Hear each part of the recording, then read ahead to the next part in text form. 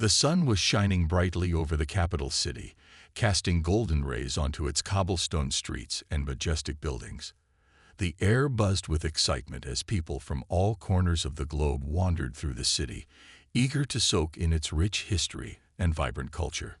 Tourists snapped photos of towering statues, centuries-old cathedrals, and bustling marketplaces filled with colorful goods. Among these visitors was Mark, a man whose enthusiasm for adventure often bordered on recklessness. With his camera slung around his neck and a mischievous glint in his eye, Mark moved through the crowd like a whirlwind, barely pausing to take in the beauty around him. Mark wasn't your typical tourist. While others admired the intricate details of the architecture or listened intently to tour guides sharing fascinating stories about the city's past, Mark had only one thing on his mind: fun. He loved pushing boundaries, testing limits, and seeing how far he could go before someone called him out. His friends back home often teased him about his knack for getting into trouble, but Mark didn't care. To him, life was an endless playground, and rules were more like suggestions than absolutes. On this particular day, Mark found himself standing near the Grand Palace gates, where the famous royal guard stood tall and proud. These guards were legendary, not just in this city, but across the entire country.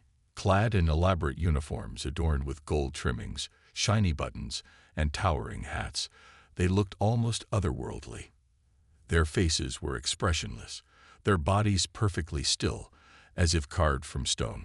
Visitors whispered among themselves, marveling at the guard's ability to remain motionless for hours despite the noise and commotion surrounding them.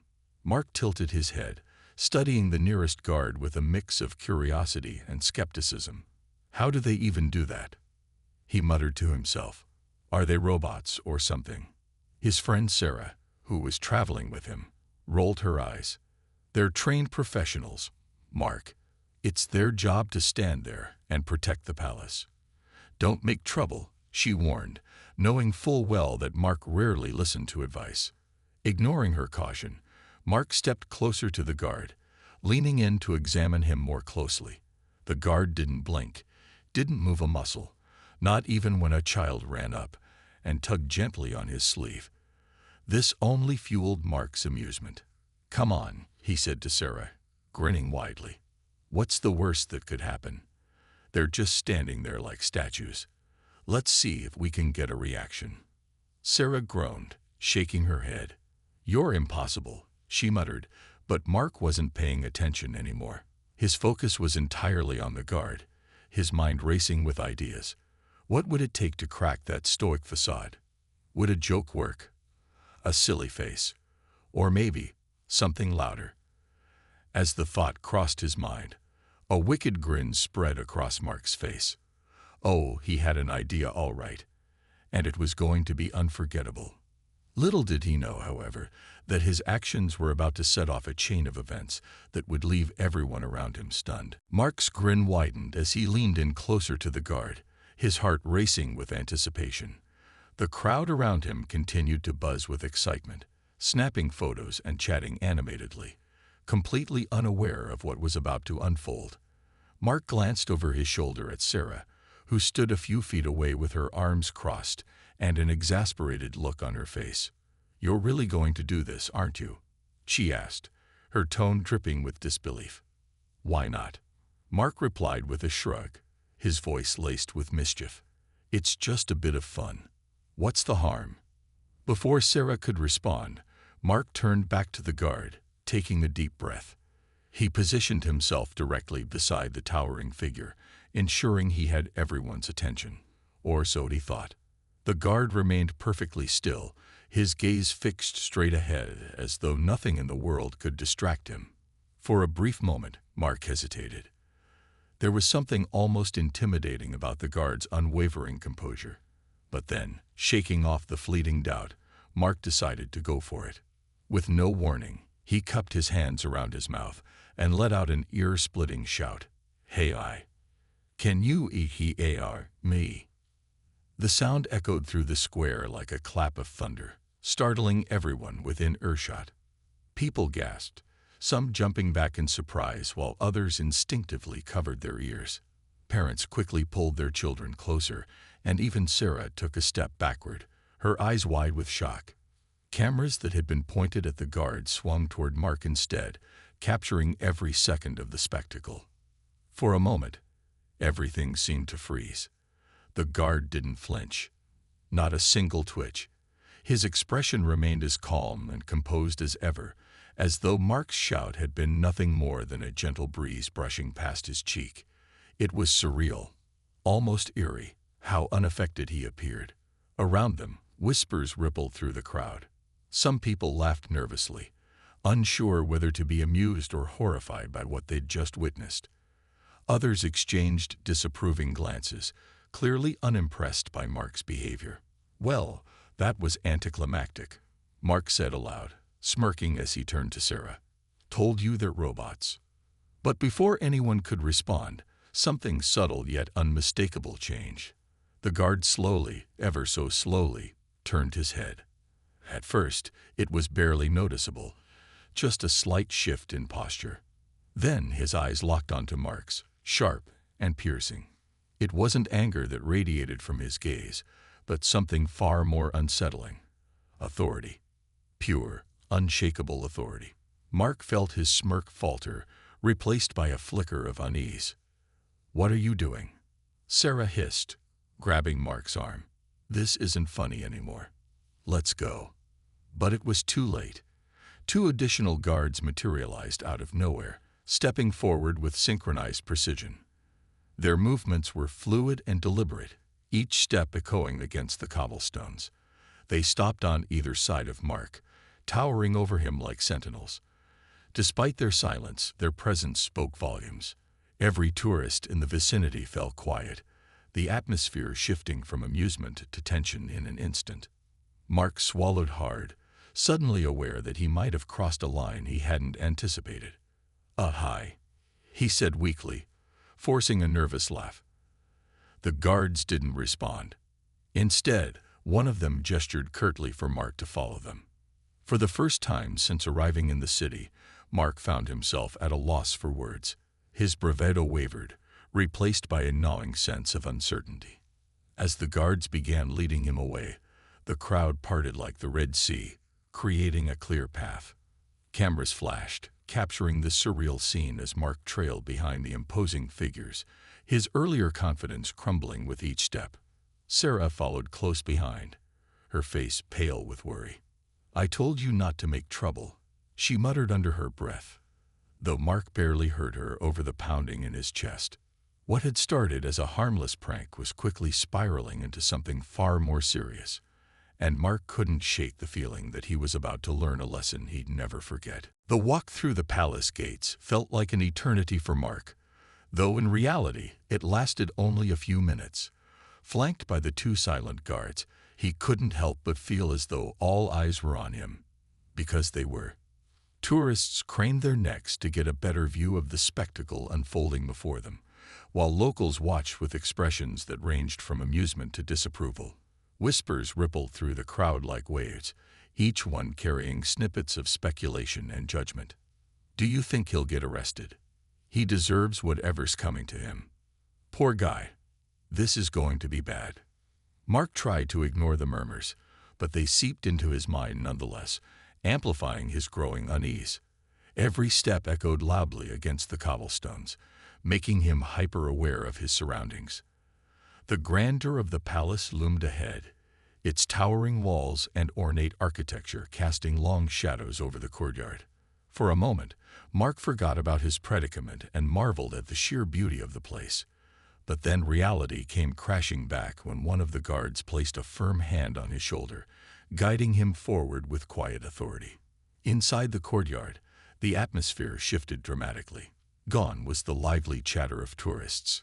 Instead, there was an almost eerie silence broken only by the faint rustling of leaves in the breeze. The space was vast and open, surrounded by high stone walls adorned with intricate carvings. At the center stood a raised platform where a stern-looking official sat behind a polished wooden desk. His uniform was immaculate.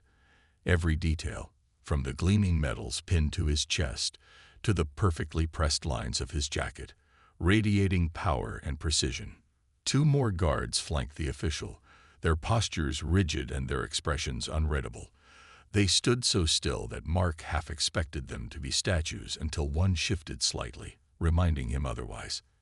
The sight made his stomach churn. He glanced around nervously, searching for Sarah, who had been allowed to stay nearby, but was now standing off to the side, her arms crossed tightly over her chest. She gave him a look that clearly said, "You've really done it this time." As the guards led Mark closer to the platform, he began to sweat despite the cool breeze. Okay, he stammered, trying to sound confident even though his voice wavered. "I'm sure we can sort this out, right? It was just a joke, a dumb prank. No harm done." The official didn't respond immediately. Instead, he studied Mark with piercing eyes, his gaze dissecting him like a scientist examining a specimen under a microscope. Finally, after what felt like an agonizingly long pause, he spoke. His voice was calm but carried an unmistakable weight, commanding attention without raising its volume. "You have committed an offense against the dignity of the royal guard," the official declared, his tone leaving no room for argument. "Such actions are not tolerated within these grounds. Disrespecting our traditions and those who uphold them undermines the very foundation of order and respect upon which this nation stands." Mark opened his mouth to protest, but no words came out. The gravity of the situation hit him like a ton of bricks. This wasn't just some minor infraction. It was a serious breach of protocol, and the consequences would reflect that. The official continued, explaining that public humiliation was considered the appropriate punishment for such behavior. It served both as a deterrent to others and as a means of restoring honor to the institution Mark had mocked. Before Mark could fully process what was happening, the guards escorted him to a small chamber adjacent to the courtyard. Inside, a brightly colored outfit lay waiting for him. A jester's costume, complete with oversized shoes, bells, and a hat topped with floppy feathers. Mark stared at it in disbelief, his face flushing with embarrassment. "No way," he muttered under his breath. "This has to be a joke." But the guards weren't laughing. Without a word, they handed him the costume and gestured for him to change. As Mark reluctantly slipped into the ridiculous attire, he couldn't shake the sinking feeling that this ordeal was only beginning, and that the hardest part was yet to come. Dressed in the garish jester's costume, Mark felt like he had stepped into a nightmare. The oversized shoes squeaked with every step, the bells jingled mockingly, and the floppy hat wobbled precariously on his head. He tugged at the ridiculous outfit, hoping it might somehow shrink or disappear, but it only seemed to grow more absurd with each passing second. His face burned with shame as he caught glimpses of himself in a nearby mirror, his reflection looking less like a person and more like a cartoon character. The guards didn't give him time to dwell on his humiliation. With quiet efficiency, they led him back through the courtyard and toward the main square, where the crowd had already begun to gather. Word of Mark's punishment had spread quickly, drawing even more spectators than before. People lined the streets, craning their necks to get a better view, their phones held high to capture every embarrassing moment. Some whispered excitedly, others laughed behind their hands, and a few simply shook their heads in disapproval. As Mark stepped into the square, the noise level surged. Gasps of surprise turned into bursts of laughter, and soon the entire area was filled with a mix of cheers, jeers, and the unmistakable sound of cameras clicking. For someone who usually thrived on attention, this was a different story altogether. This wasn't admiration or envy. It was pure mockery. Every laugh and snicker felt like a dagger piercing his pride. "This is insane," Mark muttered under his breath, trying to keep his composure. But the weight of all those eyes on him made it nearly impossible. He glanced around, searching for Sarah, but she was nowhere to be seen. Her absence only deepened his sense of isolation. Even the guards, who remained stoic and expressionless, seemed to radiate judgment without saying a word. The official overseeing the punishment appeared shortly after, standing on a small platform so everyone could see him clearly. He raised his hand, signaling for silence, and within moments, the square fell eerily quiet. The contrast between the earlier chaos and the sudden stillness was startling. All eyes shifted from Mark to the official, waiting to hear what came next. "Let this serve as a lesson to all," the official announced, his voice ringing out across the square. "Respect is not optional. It is essential. Those who disregard our customs and insult our traditions will face consequences. Today, you will witness the result of such disrespect." With that, the official gestured toward a designated spot in the center of the square, a raised platform marked with a circle.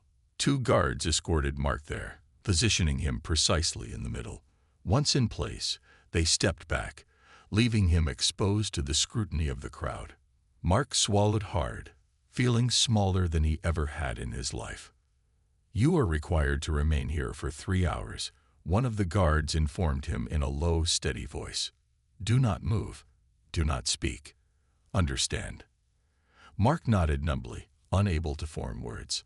The idea of standing perfectly still for 3 hours in this ridiculous outfit seemed unbearable, but he knew arguing would only make things worse.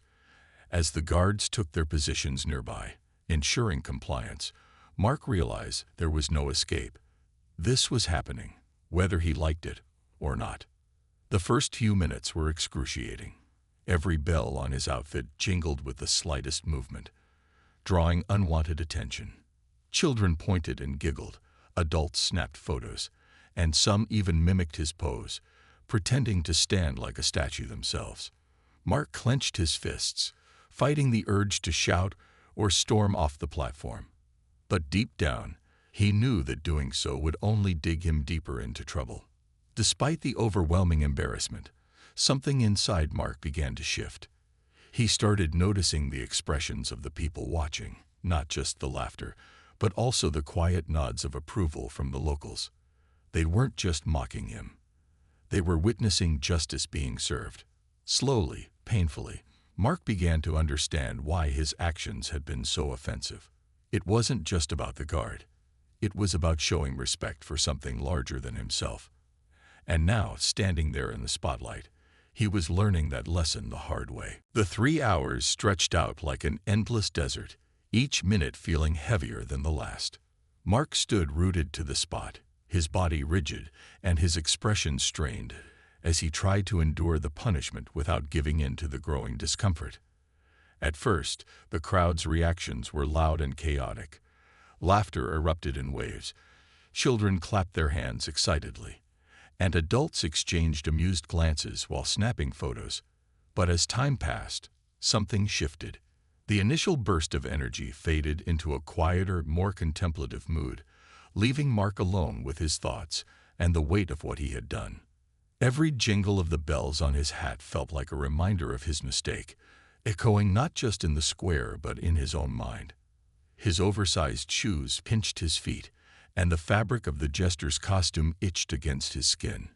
Yet these physical annoyances paled in comparison to the emotional toll of standing there under the watchful eyes of hundreds of strangers. He could feel their stares boring into him, some filled with amusement, others with pity, and a few with outright disapproval. It was as if every pair of eyes carried its own verdict, judging him for the reckless act that had landed him here. As the minutes dragged on, Mark began to notice small details he hadn't paid attention to before. A group of elderly women sitting on a nearby bench whispered among themselves, shaking their heads in disappointment. A young boy tugged at his mother's sleeve, asking why the man in the funny clothes had to stand still. "Because he didn't show respect," she replied softly, her tone firm yet kind. Her words reached Mark despite the distance between them, striking a chord deep within him. Respect, a concept he had dismissed so casually earlier, now loomed large in his mind, taking on a significance he couldn't ignore. At one point, a local vendor approached the edge of the crowd, handing out free snacks to those gathered. When someone asked if he thought the punishment was fair, the vendor shrugged and said, "Fair? Maybe not. But necessary, yes. We have rules for a reason." His casual comment lingered in the air, sinking into Mark's consciousness. It wasn't just about the guards or the palace. It was about the values they represented: order, discipline, and mutual respect. These weren't abstract ideas meant for storybooks. They were the threads that held communities together. By the halfway mark, the crowd began to thin slightly. Some tourists drifted away, satisfied that they'd seen enough of the spectacle, while locals remained, watching silently as though waiting for Mark to break. But he didn't, not because he wanted to prove anything, but because he knew giving up would only make things worse. Standing there, motionless and humiliated, forced him to confront his own behavior in a way he never had before. He thought about how easy it had been to dismiss the guards as mere figures of amusement, how little consideration he'd given to the years of training and dedication required to maintain such discipline. Now, wearing this ridiculous outfit and enduring the stares, he finally understood the gravity of his actions. Sarah reappeared sometime during the second hour, standing quietly at the edge of the crowd with her arms crossed. She didn't say anything, but her presence was comforting. Occasionally, she caught his eye and offered a small, encouraging nod, as if to remind him that this too would pass.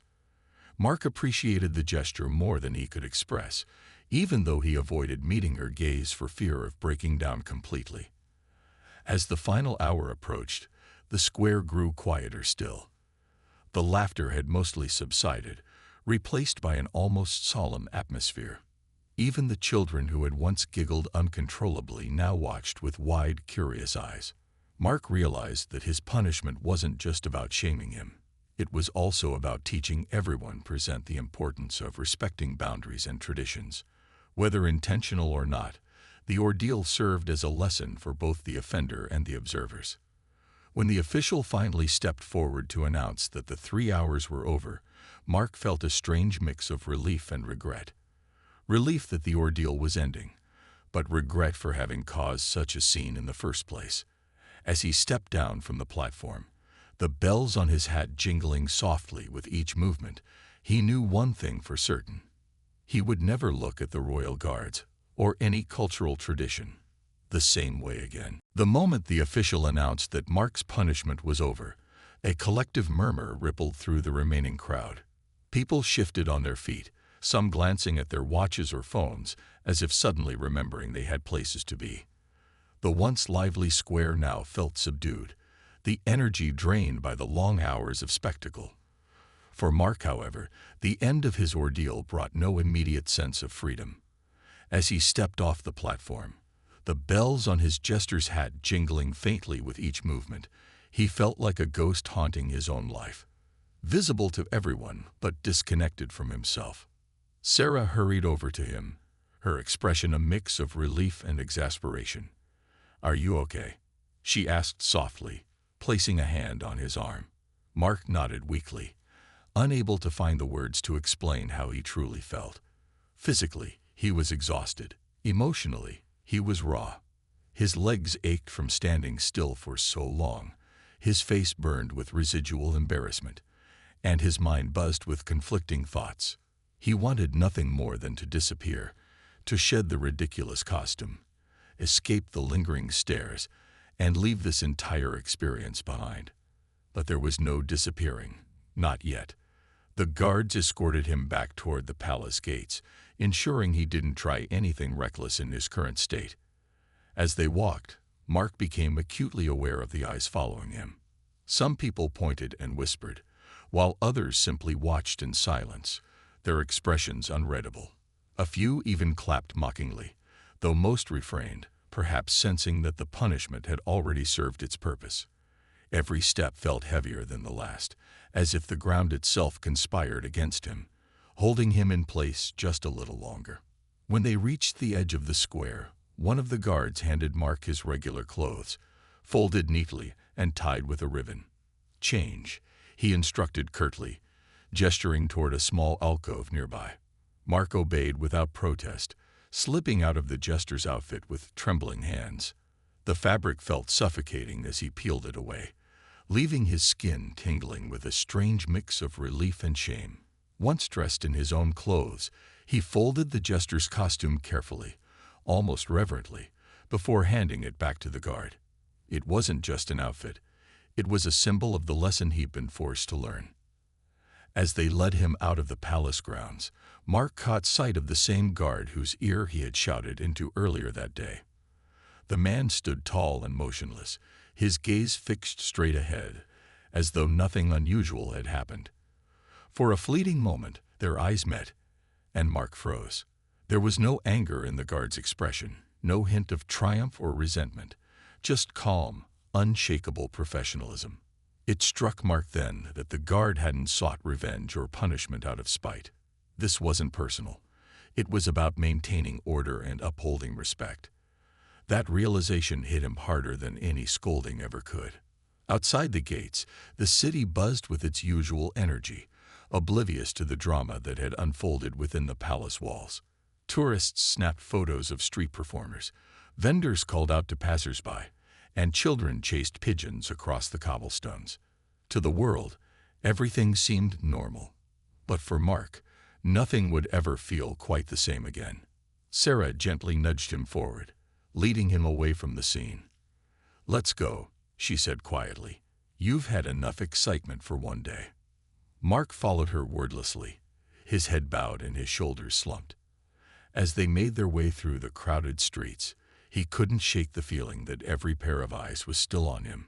Even when they finally reached their hotel room, closing the door behind them, the weight of the day lingered like a shadow. Sarah gave him space, busying herself with unpacking, but Mark sat on the edge of the bed, staring blankly at the wall. For the first time in his life, Mark didn't know what to say or do. The cocky, carefree traveler who had arrived in the city that morning felt like a stranger now. In his place was someone humbled, reflective, and painfully aware of the consequences of his actions. The walk of shame may have ended, but its impact would stay with him far longer than the laughter of the crowd or the sting of the jester's bells. Back in the quiet of their hotel room, Mark sat motionless on the edge of the bed, his elbows resting on his knees and his head bowed. The hum of the city outside, the distant honking of cars, the chatter of pedestrians, and the occasional burst of laughter seemed to belong to another world entirely. Inside, the air was heavy with silence, broken only by the faint rustle of Sarah unpacking her bag. She glanced at him occasionally, concern etched across her face, but she didn't say a word. She knew better than to push him when he was like this. Mark's mind, however, was anything but silent. It raced with thoughts, replaying every moment of the day's events in vivid detail.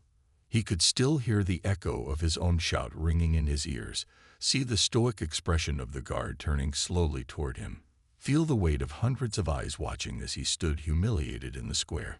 But more than that, he couldn't stop thinking about the lessons hidden within those moments, the ones he hadn't wanted to acknowledge until now. For years, Mark had prided himself on being fearless, on living life without worrying too much about rules or boundaries. He saw them as obstacles designed to limit fun and spontaneity. But today, standing perfectly still for 3 hours in that ridiculous outfit, he realized something profound. Rules weren't just arbitrary lines meant to stifle creativity. They were the invisible threads holding society together. Without them, chaos would reign. And respect. Respect wasn't optional. It was the glue binding people to one another, ensuring harmony even among strangers. As these realizations sank in, Mark began to reflect not just on what had happened today, but on all the other times he'd acted recklessly during his travels. How many sacred spaces had he entered without understanding their significance? How often had he dismissed local customs because they seemed inconvenient or silly? Each memory brought a fresh wave of guilt, forcing him to confront the uncomfortable truth. He hadn't been merely a carefree adventurer. He'd been thoughtless, even selfish. The irony wasn't lost on him either. Earlier that day, he had mocked the royal guards for standing so still, calling them robots and questioning the point of their discipline. Now, after spending hours imitating their posture, he understood exactly why they did it. Standing motionless wasn't just a test of physical endurance. It was an act of devotion, a demonstration of commitment to something greater than oneself. It required patience, focus, and a level of self-control Mark had never truly appreciated before. By mocking it, he hadn't just insulted the guards. He had belittled the values they represented. Sarah eventually broke the silence, sitting down beside him on the bed. "You okay?" she asked gently, her voice soft but probing. Mark hesitated, then nodded. "Yeah," he said, though his tone suggested otherwise. After a pause, he added, I will be. Just need some time to process everything." She gave him a small, encouraging smile. "It's good you're taking it seriously. Not everyone would." Her words hit home. For once, Mark didn't brush off responsibility or deflect with humor. Instead, he leaned back against the headboard, letting out a long sigh. "You know, I've always thought I was pretty open-minded about different cultures," he admitted. "But today showed me how wrong I was. I didn't just disrespect those guards. I disrespected the whole culture behind them. That's not who I want to be." Sarah nodded, clearly pleased to hear him say it. "Well, maybe this is your chance to change that. Learn from it, Mark. Use it to grow." He smiled faintly, appreciating her optimism. As the evening wore on, Mark found himself scrolling through travel blogs and articles about cultural etiquette, jotting down notes about traditions and practices he hadn't paid attention to before. It was a small step, but it felt meaningful, a way to turn a humiliating experience into something constructive. By the time night fell, exhaustion finally caught up with him. As he lay in bed, staring at the ceiling, Mark realized he wasn't the same person who had woken up that morning. The cocky, reckless traveler was gone, or at least quieter now, overshadowed by a newfound awareness. Tomorrow, he promised himself, he would start fresh. He would approach the world not as someone looking for thrills, but as someone seeking connection, understanding, and mutual respect. The next morning, Mark woke up with a sense of determination he hadn't felt in years. The sunlight streaming through the hotel window seemed brighter, the sounds of the city livelier, and even the smell of freshly brewed coffee from the lobby carried a hint of possibility. He got dressed quietly, careful not to wake Sarah, who was still asleep after the long and emotionally draining day they'd shared. As he stepped outside, the cool breeze brushed against his face, and for the first time in a while, he felt grounded, ready to face the world with a new perspective. Mark decided to revisit the palace gates, but this time, his intentions were different. Instead of seeking thrills or testing boundaries, he wanted to observe, to truly understand the significance of what he had mocked just a day earlier. When he arrived, the square was quieter than before, with fewer tourists milling about. The royal guard stood tall and proud, their presence commanding respect without uttering a single word. Mark approached slowly, his steps deliberate, and stopped at a respectful distance. He didn't shout, gesture wildly, or try to draw attention to himself. Instead, he simply stood there, watching. He noticed the subtle details he had overlooked before, how their uniforms gleamed under the sunlight, how their boots shone as though polished daily, how their posture exuded strength and discipline. Most importantly, he saw the dedication behind their stillness, a quiet commitment to protecting something far greater than themselves. It wasn't just a job, it was a calling. After a few minutes, Mark took out his phone, not to snap selfies or make jokes, but to read more about the history of the royal guards and the traditions they upheld. He learned that these men and women trained for years to earn their positions, enduring rigorous physical and mental challenges to serve their country. They weren't just symbols of authority. They were guardians of culture, history, and national pride. The knowledge deepened his appreciation and reinforced the lessons he had begun to internalize. Later that day, Mark joined a guided tour of the palace, listening intently as the guide explained the significance of its architecture, artwork, and ceremonies. He asked thoughtful questions, surprising both the guide and Sarah, who raised an eyebrow at his sudden interest. "What happened to Mr. Let's skip the boring stuff?" she teased, nudging him playfully. Mark chuckled sheepishly. "Guess I'm evolving," he replied, earning a proud smile from her. Over the following days, Mark continued exploring the city with a newfound mindfulness. He made an effort to learn basic phrases in the local language, interacted respectfully with vendors, and took the time to listen to stories from residents. Each interaction taught him something valuable, reminding him that travel wasn't just about seeing new places. It was about connecting with people and understanding their way of life. When it came time to leave the city, Mark felt a pang of sadness. This trip had been unlike any other, leaving an indelible mark on him. On the flight home, he found himself reflecting on everything he had experienced. Back at home, he eagerly recounted the story to friends and family, skipping the embarrassing parts and focusing instead on the lessons he had learned. Respect matters, he told them earnestly. It doesn't matter where you go or what you do. Treating others' traditions and values with care can change your entire experience. In the months that followed, Mark became known among his friends as the guy who had turned over a new leaf. He started advocating for responsible tourism, sharing tips on social media about respecting local customs and encouraging others to approach travel with curiosity and humility. His adventures didn't stop, but they transformed. He no longer sought chaos or disruption. Instead, he embraced meaningful connections and cultural exchange. Looking back, Mark realized that shouting into the Royal Guard's ear had been the catalyst for one of the most important journeys of his life, not across miles, but within himself. What began as a reckless act ended as a profound lesson in respect, discipline, and personal growth. And though he would always remember the walk of shame in that jester's outfit, he wore the memory not as a badge of embarrassment, but as a reminder of how far he had come and how much farther he could go if he kept learning.